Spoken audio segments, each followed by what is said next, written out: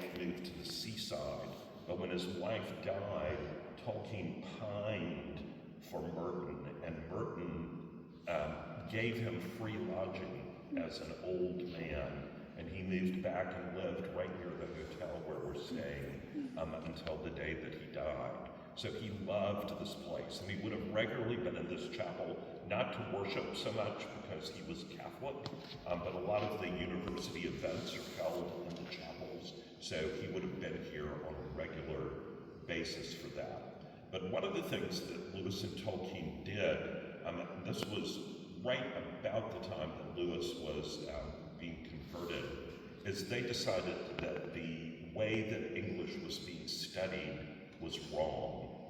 Now that's pretty bold because they're the new kids on the block, on the faculty.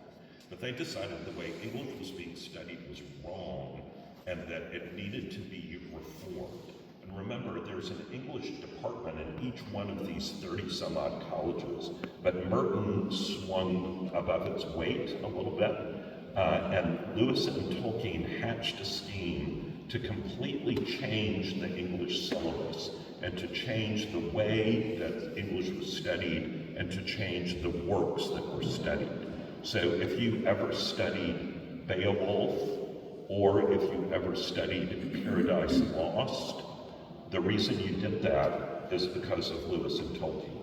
Because when they changed the English syllabus at Oxford, Oxford being the leading university of the world, it went all around the English-speaking world. So even the United States, school curricula changed because of Lewis and Tolkien in that regard.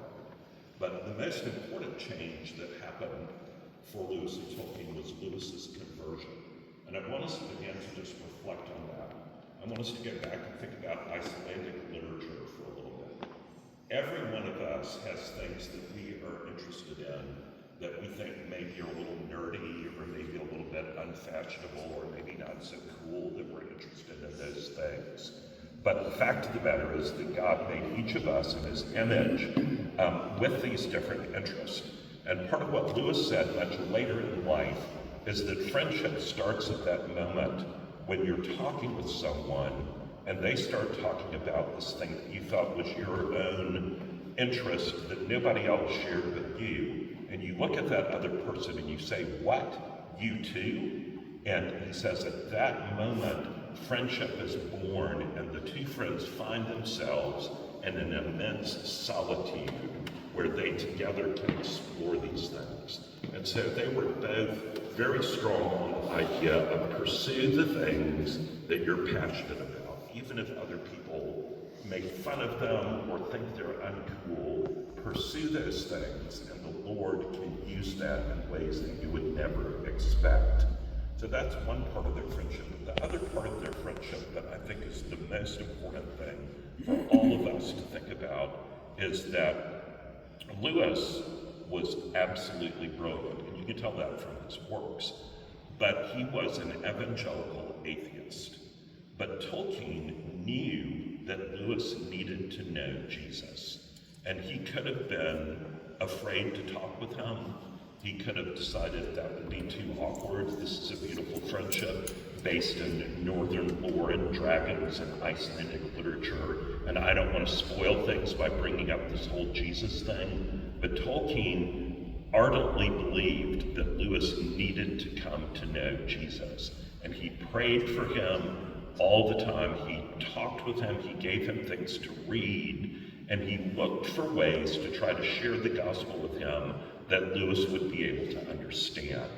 And Simon alluded to this and talked about that night when they were walking on Addison's Walk, where we were, and that Tolkien had caught up on the idea of using the idea of myth to reach Lewis. And the whole idea that Lewis loved all these different myths about the Norse and the Icelandic gods, or the Egyptian gods, or the Greek gods. He loved all these myths, and he thought Christianity was just another one of those myth stories.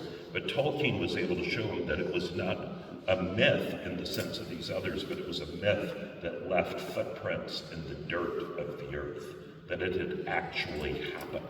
And Lewis went whole hog and completely turned around.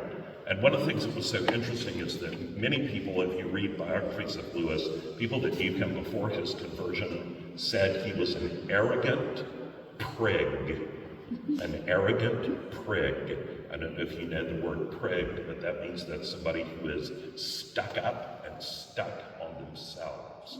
And then later in life, you hear people saying things like, Lewis was the most thoroughly converted man I ever met. He was the most humble man. And there's a story that may be apocryphal, we're not quite sure, but it shows up in several recollections that Lewis used to walk to the kilns to do grocery shopping on his way back. And he would often stop at the butcher shop on the road that we rode in the taxis. And he got to be friends with the butcher, and he was often there sort of late in the afternoon, and the butcher would close up the shop, and Lewis and the butcher would go to the pub, and they would have some pints together.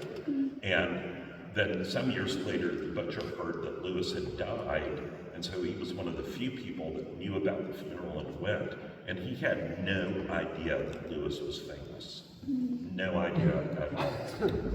And that was just Lewis's humility.